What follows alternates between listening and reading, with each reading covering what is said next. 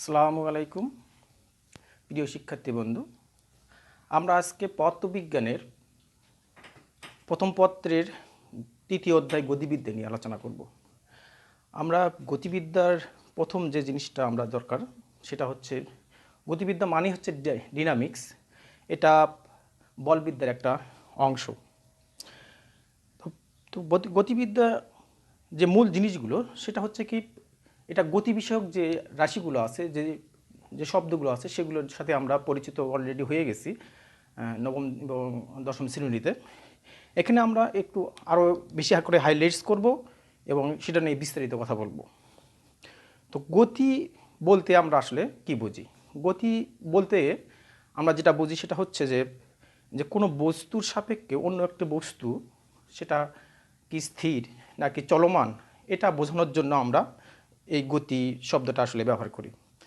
তো এই কোনো বস্তু গতিশীল আছে কি স্থির আছে এটা বোঝার জন্য আমাদের আসলে আমরা বিভিন্ন প্রসঙ্গ কাঠামো আমরা আসলে একটা প্রসঙ্গ কাঠামো ব্যবহার করি, যেটাকে আমরা রেফারেন্স ফ্রেম বলি। তো এই যে প্রসঙ্গ কাঠামো, এই প্রসঙ্গ কাঠামোকে আমরা আপাতত দৃষ্টিতে তিন ভাগে ভাগ করতে পারি। যেমন ধরো, এটা আমরা প্রসঙ্গ কাঠামো নিয়ে কথা বলছি।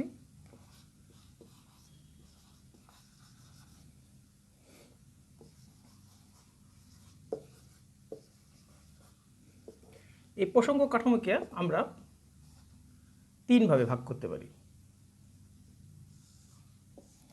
প্রথম হচ্ছে আমাদের হলো একমাত্রিক প্রসঙ্গ কাঠামো।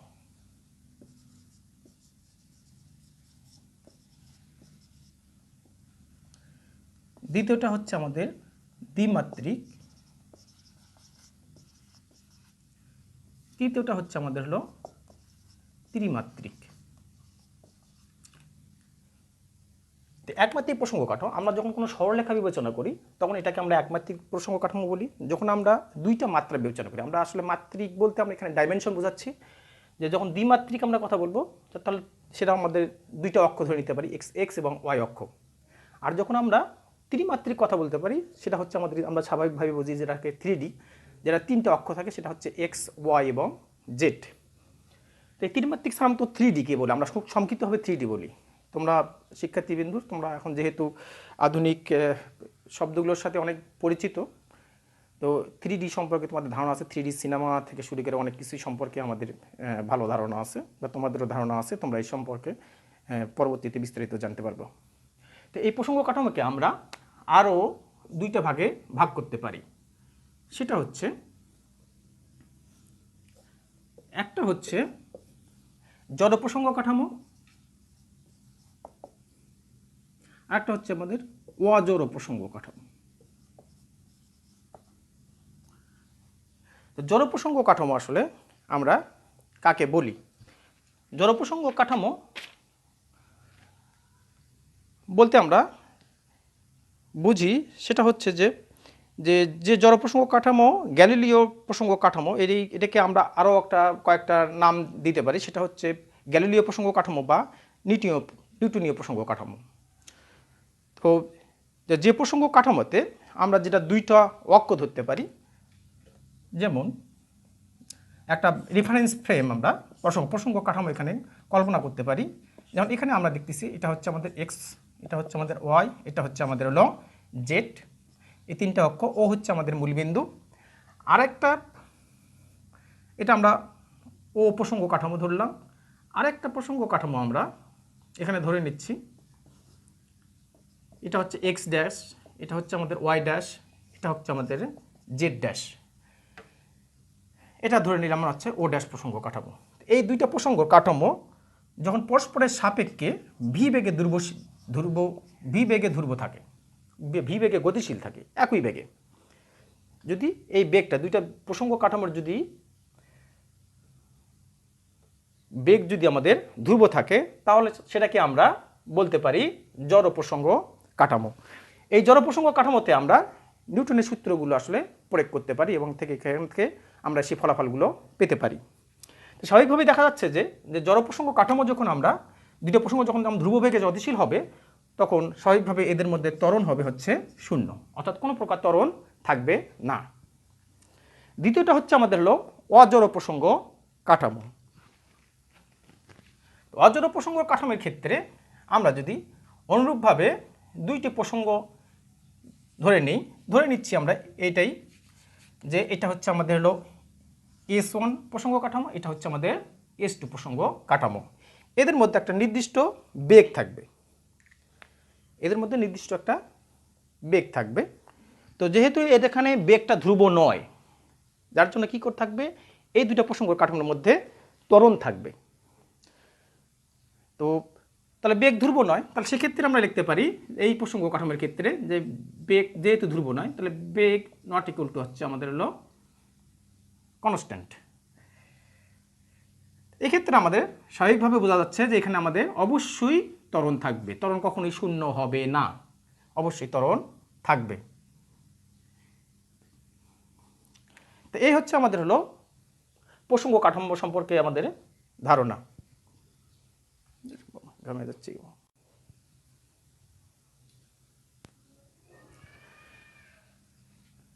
এবার আমরা গতি বিষয়ে কয়েকটি রাশি নিয়ে কথা বলবো। প্রথমে কথা বলবো আমরা 1 নাম্বার দূরত্ব। দূরত্বকে আমরা ডি দিয়ে প্রকাশ করব। দ্বিতীয় আরেকটি কথা বলবো, সেটা হচ্ছে সরণ। সরণকে আমরা এস দিয়ে প্রকাশ করব। এই দুটো জিনিসটা আমরা একসাথে আলোচনা করব যাতে আমাদের বুঝতে সুবিধা হয়। আমরা একটা স্থানাঙ্ক ব্যবস্থা ধরে নিচ্ছি, এক্স এবং ওয়াই অক্ষ। আমি একটু উদাহরণ দিয়ে বোঝানোর চেষ্টা করছি। তো এখানে মনে করো আমাদের একটা বিন্দু, কোন একটি বস্তু তার মূল বিন্দু থেকে এই বিন্দুতে যাচ্ছে। তো এই বিন্দুতে যাওয়ার সময় সে বিভিন্নভাবে যেতে পারে, বিভিন্ন পথে যেতে পারে। সেটা এরকম হতে পারে, সে এইভাবে এই পথে এই বিন্দুতে যেতে পারে, আবার অন্য পথেও এই বিন্দুতে যেতে পারে, আবার অন্যভাবেও এভাবেও যেতে পারে। তাহলে আমাদের কয়েকটা পথ। আবার দেখা যাচ্ছে যে ও বিন্দু থেকে আমাদের সরাসরি সরলরৈখিকভাবেও এ বিন্দুতে যেতে পারে। তাহলে আমাদের স্বাভাবিকভাবে দেখা যাচ্ছে যে এই যে আমরা যে কোনো পথ আমাদের যেভাবে আমাদের পথগুলো অতিক্রম করতেছে, এটা হচ্ছে আমাদের আসলে ডি। আর যে সরলরৈখিক যে পথটা অতিক্রম করলো সেটা হচ্ছে আমাদের আসলে এস। অর্থাৎ আমরা বলতে পারি যে দূরত্ব হচ্ছে যে কোনো একটি কণা বা বস্তু সে সর্বমোট কতটুকু দূরত্ব অতিক্রম করছে, আর সরণ হচ্ছে যে ওই দুইটা বিন্দুর মধ্যে হচ্ছে সর্বনিম্ন দূরত্ব, যেটাকে আমরা সরণ হিসেবে আখ্যায়িত করতে পারি। তো এখান থেকে আমরা যে একটা জিনিস আমরা বুঝতে পারি, সেটা হলো কি, যে সরণকে যদি আমরা এস ধরি, তো এস ডি এর চাইতে কখনোই বড় হতে পারে না, ডি এর চাইতে সবসময় ছোট হবে। তবে কখনো কখনো এস ডি এর সমান হতে পারে, অর্থাৎ সরণ দূরত্বের সমান হতে পারে অথবা দূরত্ব থেকে সবসময় ছোট হবে। তো আমরা একটু উদাহরণ দিয়ে আরও বুঝিয়ে দিতে পারি। সেটা উদাহরণগুলো আমরা এভাবে উদাহরণ লিখতে পারি যে আমরা কয়েকটি দূরত্ব এখানে লিখলাম। প্রথম হচ্ছে 5 মিটার, পরে দিলাম 4 মিটার, আবার দিলাম 1 মিটার, আবার দিলাম 3 মিটার। এভাবে আমরা অনেক দূরত্ব উল্লেখ করতে পারি। তো স্বাভাবিকভাবে এখান থেকে আমরা যদি প্রশ্ন করা হয় যে এদের মধ্যে আছে, এই দূরত্বগুলোর মধ্যে আসলে কোনটি সরণ, এই দূরত্বগুলোর মধ্যে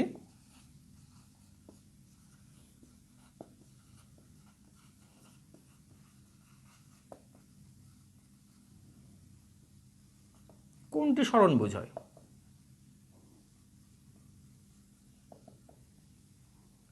তাহলে স্বাভাবিকভাবে আমরা দেখতে পাবো এখানে অনেকগুলো দূরত্ব আছে, তার মধ্যে 5 মিটার, 4 মিটার, 1 মিটার এবং 3 মিটার। এখানে আসলে 1 মিটারটাই সবসময় এখানে সরণ বোঝাবে, অর্থাৎ এস সমান হচ্ছে কি 1 মিটার, কারণ এখানকার সর্বনিম্ন দূরত্বটাই হচ্ছে 1 মিটার। তো এইভাবে আমরা সরণ এবং দূরত্বের মধ্যে পার্থক্যগুলো দেখতে পারি। আমরা আর একটা উদাহরণ আমরা এখান থেকে দেখতে পারি, সেটা এরকম,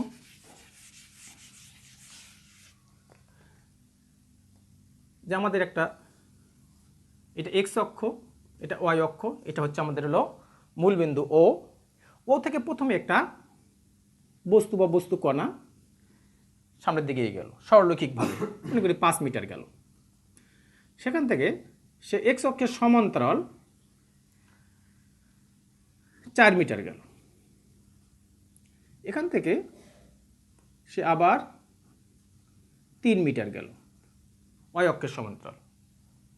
তাহলে এখান থেকে আমরা দেখতে পারি যে আসলে এখানে দূরত্ব কত। এখানে ডি, এটা হলো এ বিন্দু, যেহেতু এ বিন্দুতে যা পৌঁছেছে, তাহলে ডি ও এ আমরা বলতে পারি। তাহলে ডি দূরত্বটা হচ্ছে আমাদের হলো 5 + 4 প্লাস হচ্ছে 3 সমান সমান হচ্ছে 9 × 3 = 12, অর্থাৎ 12 মিটার। তাহলে সরণ কতটুকু হবে? তাহলে সরণকে আমরা যদি বলি এস ও এ, তাহলে সরণটা আমাদের কি হবে? তাহলে সরণ বলতে গেলে আমাদের সরলরৈখিক দূরত্ব হতে হবে। তাহলে আমাদের স্বাভাবিকভাবে এখানে দেখতে হবে যেখান থেকে আমরা একটা সরলরেখা দূরত্ব টানবো যেটা এ বিন্দুতে যাবে। তাহলে এইটুকুই হচ্ছে আমাদের হলো সরণ। এখান থেকে এই দূরত্বটাই হচ্ছে আমাদের হলো সরণ। তাহলে সরণটা বের করার জন্য আমরা কি করব? তাহলে সরণটা বের করার জন্য প্রথম আমাদের 5 মিটার গেছে। পরবর্তীতে দেখো এটা আমাদের একটা সমকোণী ত্রিভুজ হয়েছে। সমকোণী ত্রিভুজ হলে আমাদের এটা তাহলে অতিভুজ। তাহলে অতিভুজের, তাহলে এটা আমাদের অতিভুজের উপরে বর্গ করব আমরা বাহুগুলো, যেটা আমরা পিথাগোরাসের সূত্র থেকে পাই। তাহলে এখান থেকে যেটা পাবো আমরা, যে দূরত্বটা পাবো স্বাভাবিকভাবে, এখানে হলো 5 মিটার, এখানে 4 × 16, 3 × 9, এটা 25, এটাও 5। তাহলে আমরা দেখতে পাচ্ছি এখানে যে 10 মিটার। অর্থাৎ আমাদের এখানে দূরত্ব হচ্ছে 12 মিটার এবং সরণ হচ্ছে আমাদের 10 মিটার। আমরা আরও কিছু উদাহরণ দূরত্ব এবং সরণ নিয়ে দিতে পারি। ধরে নিচ্ছি এটা একটা সার্কেল, এটা বৃত্ত। বৃত্তটি থেকে এই বৃত্তটার ব্যাসার্ধ হচ্ছে আমাদের হলো আর।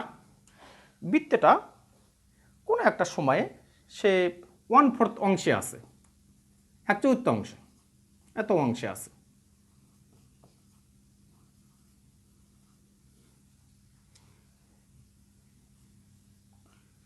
এত অংশে আছে, ঠিক আছে। তাহলে এই ক্ষেত্রে অর্থাৎ এই বৃত্তটার 1/4 অংশে যদি থাকে, তাহলে এর দূরত্ব কত হবে, এর সরণ কত হবে? স্বাভাবিকভাবে আমরা দেখি যে যখন দূরত্ব, 1 নাম্বার দূরত্ব, তাহলে ডিকে যদি আমরা বের করি, তাহলে ডিটা হচ্ছে তার কি, তার অতিক্রান্ত পথ। সে আসলে কতটুকু পথ অতিক্রম করছে। তাহলে অতিক্রম যদি পথ হয়, তো স্বাভাবিকভাবেই 1/4 হলে তাহলে আমাদের টোটাল যে সার্কেলটা, সেটাকে আমরা বলতে পারি টয়েস পাই আর, বৃত্তের পরিধি। সেখান থেকে শেষে 1/4 অংশ করছে, অতিক্রম করছে। তাহলে 4 দিয়ে ভাগ, তাহলে সমান সমান হচ্ছে আমাদের হলো পাই আর ভাগ হচ্ছে আমাদের হলো 2। এটা হচ্ছে আমাদের হলো দূরত্ব। আর যদি আমরা এর সরণ নির্ণয় করতে চাই, তাহলে সরণ হচ্ছে আমাদের হলো এস। তাহলে এস সমান সমান আমাদের কি হচ্ছে? তাহলে এসটাকে পেতে গেলে আমাদের যেটা করতে হবে সেটা হলো 1/4 অংশ এটা। তাহলে এখান থেকে আমাদের আসলে অতিভুজটা বের করতে হবে। অর্থাৎ এই বিন্দু থেকে আমাদের আসলে এই বিন্দু পর্যন্ত কতটুকু দূরত্ব, এটা আমাদের বের করতে হবে। এটাই হচ্ছে আমাদের হলো, এটা হচ্ছে এস, আর এটা তো ডি, এইটুকু হচ্ছে ডি, এইটুকু হলো এস। তাহলে এটা যদি আমাদের মূল বিন্দু ও হয়, তাহলে স্বাভাবিকভাবে আমরা এখানে থেকে যেটা করব, এস সমান সমান আমরা যেটা লিখবো সেটা হচ্ছে কি √, এটা আর হলে এটাও আর, তাহলে হচ্ছে আমাদের r² ভাগ হচ্ছে প্লাস হচ্ছে আমাদের হলো r², √r² প্লাস হচ্ছে r²। আমরা আর এর মান বের করে দিলে এখান থেকে আমরা যে মানটুকু পাবো সেটা হচ্ছে আমাদের হলো সরণ। তো এইভাবে আমরা আর একটা উদাহরণ দেব। সেই উদাহরণ দিলে আমরা বুঝতে পারবো যে আসলে এখান থেকে আমরা কিভাবে সরণ নির্ণয় করতে পারি। আমরা আরেকটা গ্রাফ এখানে আর্ট করছি। এটা হলো এক্স অক্ষ, এটা হচ্ছে ওয়াই অক্ষ, এটা ও বিন্দু। এখানে পি একটা বিন্দু নিলাম যার স্থানাঙ্ক হচ্ছে 4, 3। তাহলে স্বাভাবিকভাবে এই 4, 3 এখান থেকে আমাদের সরণটা কতটুকু হবে সেটা আমরা বের করে নিতে পারি। সরণটা কিভাবে বের করব? সরণ এস সমান সমান, দেখো এখান থেকে এক্স অক্ষ, এখানে 4 যেহেতু আছে, তাহলে আসলে আমাদের এই অংশটুকু হচ্ছে 4, আর এখান থেকে এই অংশটুকু হচ্ছে আমাদের হলো 4, আর এখান থেকে এই অংশটি হচ্ছে আমাদের হলো 3। স্বাভাবিকভাবে আমরা ও বিন্দু থেকে কি করব? একটা সরলরেখা আর্ট করব, এটা একটা সমকোণী ত্রিভুজ, তাহলে এটা যদি 4 হয়, এটা যদি 3 হয়, স্বাভাবিকভাবে আমরা দেখব যে আমাদের আসলে সরণটা হবে আসলে ওপি, সরণটা হচ্ছে হলো আমাদের ওপি। তাহলে 4 স্কোয়ার প্লাস হচ্ছে আমাদের 3 স্কোয়ার সমান সমান এখানে আসলে 5 মিটার। এটাই হচ্ছে আমাদের হলো সরণ। তো এভাবে আমরা আসলে দূরত্ব এবং সরণের মধ্যে আমরা পার্থক্যগুলো বের করে দিতে পারি এবং উদাহরণ হিসেবে এগুলো তোমাদের সামনে উপস্থাপন করতে পারি। এবং তোমরা, আমি সরাসরি তোমাদের বই থেকে সংজ্ঞাগুলো বললাম না, আমি তুমি বিভিন্ন উদাহরণ দিয়ে তোমাদেরকে এখানে বুঝিয়ে দেওয়ার চেষ্টা করলাম। তোমরা বিভিন্ন বই থেকে যে যে বই ফলো করো সেই বইগুলো থেকে তোমরা তোমাদের সংজ্ঞাগুলো তোমাদের নিজের মতো করে পড়ে নিবা। এবারে আমরা যে যে জিনিসগুলো নিয়ে কথা বলবো, যে রাশিগুলো নিয়ে কথা বলবো, সেটা হচ্ছে দ্রুতি। প্রথমটা হচ্ছে দ্রুতি, দ্বিতীয়টা হচ্ছে বেগ। এই দুটো রাশিও আমি একই সাথে আলোচনা করে দেখাবো। তাহলে দ্রুতি বলতে আমরা যেটা বুঝি, সেটা দ্রুতিটাকে আমরা দেখছি, এটা কি হলো ভি, ভিকে আমরা দেখছি ডি ভাগ টি, অর্থাৎ আমরা এখানে দ্রুত ভাগ হলো সময় দিয়ে ভাগ করব, যেটাকে আমরা বলছি হলো স্পিড। আর বেগের ক্ষেত্রে আমরা দেখব হলো কি, সরণকে যদি আমরা সময় দিয়ে ভাগ করি তাহলে যেটা পাবো সেটা হবে হলো বেগ। তাহলে এস ভাগ টি সমান সমান হচ্ছে কি, এটা হচ্ছে আমাদের ভেলোসিটি।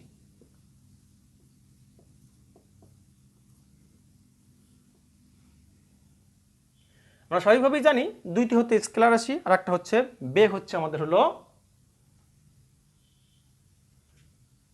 ভেক্টর রাশি। আমরা এখানে ডিস্টেন্স যেটা বলছিলাম সেটাও আসলে স্কেলার রাশি। তাহলে ডিস্টেন্সকে যখন আমরা সময় দিয়ে ভাগ করব সেক্ষেত্রে আমরা আসলে দ্রুতি পাবো, আর সরণ আমাদের স্কেলার রাশি ছিল, স্কেলার রাশিকে যখন আমরা সময় দিয়ে ভাগ করব তখন আমরা আসলে ভেলোসিটি পাবো। এক্ষেত্রে আমরা যেটা বলতে পারি সেটা হচ্ছে কি, যে স্বাভাবিকভাবে এখানে আমরা দেখতে পাচ্ছি, আমরা আগের যে একটা সম্পর্ক দেখছিলাম যে S less than or equal into হচ্ছে আমাদের ডি, স্বাভাবিকভাবে এস এখানে আমাদের কি ছিল, স্পিড ছিল, স্পিড। তাহলে speed less than or equal to, তাহলে কি হবে, সরি এসটা ছিল হচ্ছে আমাদের হলো সরণ, তাহলে এখানে হবে আমাদের ভেলোসিটি।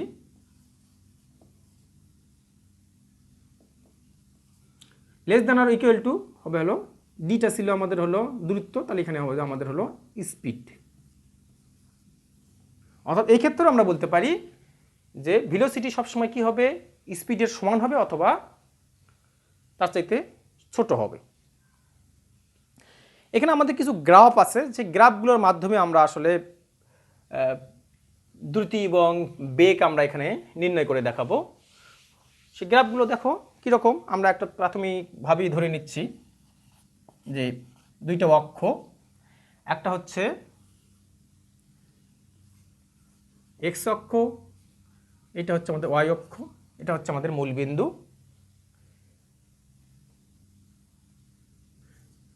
এক্স অক্ষকে আমরা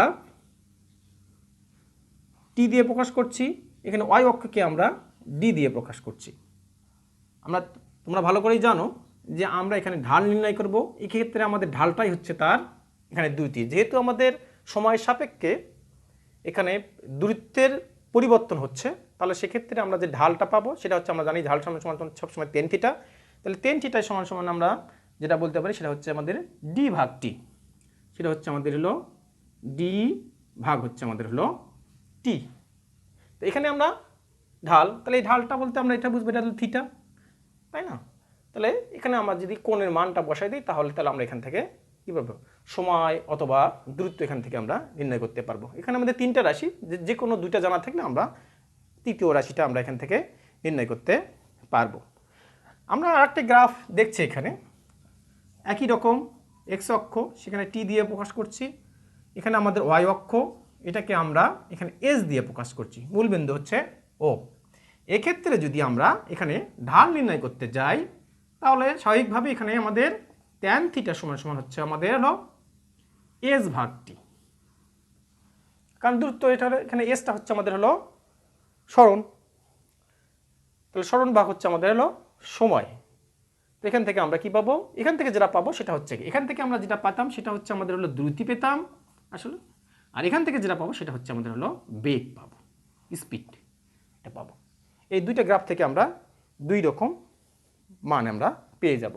যখন দ্রুতের সাপেক্ষে, যখন সময়ের সাপেক্ষে দূরত্ব থাকবে তখন সেটাকে আমরা দ্রুতি পাবো, আর যখন সময়ের সাপেক্ষে যখন সরণ থাকবে তখন আমরা ওই একই ঢাল থেকে আমরা কি পাবো, বেগ পাবো। আমাদের মনে রাখতে হবে যে আসলে আমরা কার সাথে সময় সম্পর্কটা আমরা কার সাথে এখান থেকে নির্ণয় করছি। আমি একটা উদাহরণ দেওয়ার চেষ্টা করছি যে কিভাবে আমরা আসলে এই মানগুলো নির্ণয় করতে পারি। এখানে আমরা একটা গ্রাফ দেখছি, এক্স অক্ষ, এটা হচ্ছে আমাদের ওয়াই অক্ষ, এটা হচ্ছে মূল বিন্দু। এখানে যে ঢালটা দেওয়া আছে, যে ঢালটা ধরে নিচ্ছি আমরা 45 ডিগ্রি, 45 ডিগ্রি কোণে আছে ঢালটা। তাহলে 2 সেকেন্ড পর আসলে বেগের মান সরণ কত, আসলে 2 সেকেন্ড পর সরণ কত। তাহলে স্বাভাবিকভাবে আমরা জানি যে ভি সমান সমান হচ্ছে কি আমাদের হলো কি ট্যান থিটা, ভি সমান সমান হচ্ছে আমাদের হলো ট্যান থিটা। ভি সমান সমান আমরা কি জানি, ভি সমান সমান হচ্ছে কি এস ভাগ টি সমান সমান হচ্ছে ট্যান থিটা। তাহলে আমরা এখানে সরণের মান নির্ণয় করবো, সরণ জানি না, এটা 2 সেকেন্ড বলছে, তাহলে 2 সেকেন্ড, ট্যান হলো কি 45 ডিগ্রি আমাদের মান দেওয়া আছে। তাহলে স্বাভাবিকভাবে আমাদের আসলে এস সমান সমান পাচ্ছি হচ্ছে 45, ট্যান 45-এর মান হচ্ছে 1, তারপর হচ্ছে এটা হচ্ছে আমাদের 2, তাহলে হচ্ছে আমাদের আসলে 2 মিটার। এস সমান সমান আমরা পাচ্ছি 2 মিটার। এভাবে আমরা দ্রুতি এবং বেগের মধ্যে সম্পর্ক নির্ণয় করে এখান থেকে আমরা বিভিন্ন রাশির মান আমরা আসলে নির্ণয় করতে পারি। ধন্যবাদ সবাইকে।